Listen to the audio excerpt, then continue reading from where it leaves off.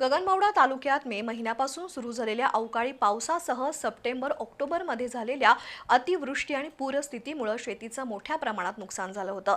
सततच्या पावसानं ऊस, भातासह खरीप आणि फळ पिकं उद्ध्वस्त झाल्यानं लाखो रुपयांचं नुकसान झालं होतं।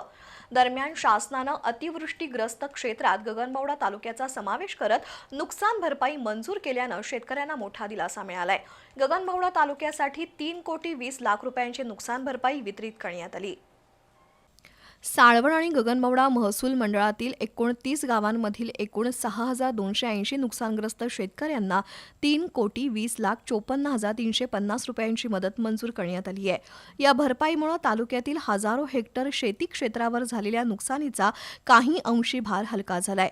तालुक्यात अवकाळी पावसामुळे बाधित 244 शेतकऱ्यांना 5,91,110 रुपयांची मदत देण्यात आली आहे, तर अतिवृष्टी आणि पूरस्थितीनं बाधित 6,036 शेतकऱ्यांना 3,14,63,240 रुपयांची भरपाई वितरित करण्यात येते।